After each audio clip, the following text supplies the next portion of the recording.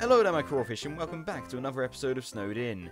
Today is the 7th of December, and no, it isn't the 6th of December, which is kind of annoying because I wanted to do an episode every single day, but yesterday I wasn't able to because I had about an hour to do it and get it out. Considering the fact that it takes hours to produce, it just wasn't going to happen, so I really apologise for not having an episode out yesterday, but yeah, I should be continuing it daily from now on. If anything else comes up, I will try and warn you in advance, but if I can't warn you, of course, then I will apologise afterwards, but I'm fairly certain everything will be normal from here on out. So yes, let's get on with the episode. And now let's kick off today's show with Art of the Day. Today's Art of the Day was sent in by, well, I don't know who was sent in by, they didn't list their name, but whoever you are out there, thank you very much for the art. It's very Christmassy, and Merry Christmas to you too. Now, I like this art because, well, I look damn dashing in the snow right there, but also, may not necessarily be their own art, but it has incorporated a lot of other YouTubers, a lot of other friends. They've got Ben, Martin, Nox, Pedro, so many people in there, it's cool. It's very, very jolly and has the whole idea of bringing everyone together for Christmas. It's very, very nice, so thank you very much for the art. And here we are once again with Game of the Day. Today's Game of the Day is Don't Starve. Now, Don't Starve is, well, before I start, it's not actually released, but at the same time it is. So it's kind of like Schrodinger's cat, as far as indie games go, but I can explain. Essentially, you can purchase it, it's got a 20% discount, you get a copy for yourself and a copy for a friend, which is great, lovely system on Steam, but it's not complete yet. They have so many frequent updates on it that it keeps the game fresh and new every time you want to play it. Like, you think, I haven't played Don't Starve in a little while, let's have a look. Oh, new update, awesome, let's go. So, the game itself is an indie, of course, adventure survival game. Now, some will say, oh my god, it's never Minecraft copy, but that's what people say about everything. Like Terraria, for example. But no, this game is really, really cool. It's a 3D game, but with 2D art and characters, so you have like this really interesting perspective on everything.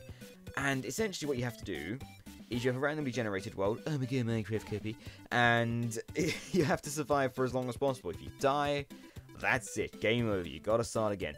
But there's one little twist on that. Throughout the game, you can research new recipes and crafting recipes and whatnot, so once you've researched them, next game you play, you still keep those researched recipes. You can make them again, but it's still a challenge. Like, it doesn't mean like, oh, I've played it so much that now when I start a new world I can get whatever the hell I want and win because Uber hacksaws. But no, not at all.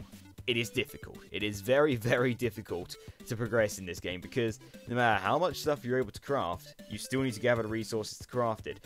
So it's never going to give you an easy time, ever. That's why I love this game. It's so cool. It's got this really dark theme to it as well, which is something very interesting, something not so delved into with the simulation survival genre. So props to them. They've done a really good job with the game. I highly recommend it to everyone.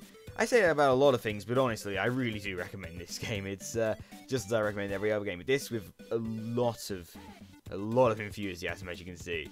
It's currently £9.59 in the UK, $12 in the US, €11.20 in European Region 1 and 2. So, of course, as always, all the other countries get it better than us, apparently.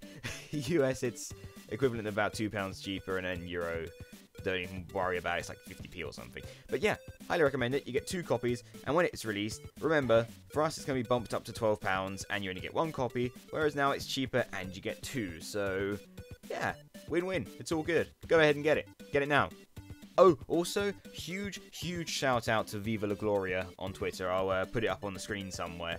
She is the one who actually sent me a copy of Don't Starve the other day, so that is why you're getting it on Game of the Day, and that is why I'm probably going to end up recording or streaming it. Thank you very much to her. Thank you very, very much indeed. Ooh, well, that was a rather long-winded review, but normally I just give an overview that's a max of 2 minutes long, but if you'd like to see the slightly lengthier reviews and slightly more in-depth information about the games, then be sure to let me know in the comments, because if you want that, I'm more than willing to make these episodes a couple of minutes longer, just for the sake of that. But if not, then again, let me know, and I'll keep them short and sweet like I normally do. But anyway, comment of the day, people, let's go. Today's comment of the day was sent in by Dream16, and they said, Blue turtles don't wear monocles because they can't see in one eye. No. They wear them because the sight of their whole face is too beautiful for our puny human minds to comprehend. Truer words have never been spoken. Now, which section is next? For those of you who have been watching frequently, you'll probably know, but I may have to consult my backpack because... or maybe even my talking map. Either or. Oh, wait, no, of course. It is time for Question of the Day. Today's Question of the Day is as follows. If you could combine 2 games to make one mega ultra game, which games would you choose and why? So for example, combining Pokemon with Sonic. So you essentially run around at high speeds, chucking Pokeballs at people and zapping people at 200 miles per hour. Who wouldn't want that?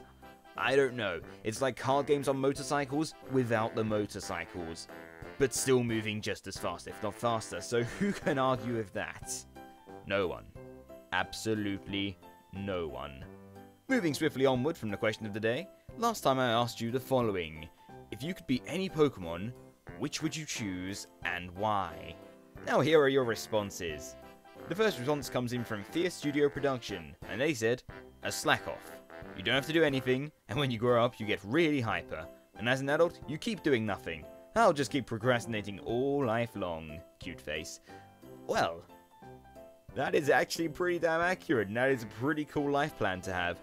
Start as a slack off, do absolutely nothing, go mental for your teenage years, and then just relax for the rest of your adult life. That is pure genius. Pure genius. Now our second response of the day comes in from... wait just a gosh darn minute, I swear you were on the last episode, or maybe even the episode before that. But okay then. Hello there once again, Doro Kiroro. Today you have said to us the following. I would be a Dragonite because they can fly, walk on land, and swim or breathe underwater. Not to mention I'd be able to learn many moves from other types of Pokemon. Dragonites are known as one of the most powerful Pokemon. They're also said to be as smart as people. They live in the ocean and help people from shipwrecks to safety. To sum it up, can be anywhere, a strong and rare Pokemon, and nice. And yes, I am a Pokemon nerd. Well, props to you, sir. That's a ton of information as to why you want to be Dragonite. So here you go. Have another feature on the response of the day, because apparently you like to get those a lot. Now, our third and final response of the day comes in from Solar Espeon, which... cool name, by the way, cool name. And they said, I would be a Gardevoir because I love them, and then I could use telekinesis to get everything out of reach without having to get up. I'm a very lazy person. Well, here we go, another lazy person. Maybe you could team up with Mr. Slackoff dude over there. I reckon you can have a wonderful life. He slacks off, you slack off, but then, whilst you're in the middle of it, you can grab stuff every now and then like the TV remote. It'll be a glorious life. I hope you live a happy marriage together. And now to wrap up today's feature-length Snowed In, which I figured you only deserved because I had to skip yesterday, so I figured I'd put an extra hour or so into this, just to make up for that. But yes, thank you very much for coming along and watching. As always, it's a pleasure to make this for you. And once again, sorry, very many sorries for not getting an episode out yesterday, but that should not be an issue anymore, and if it is, I will let you know. So thank you very much for watching, and I will see you next time.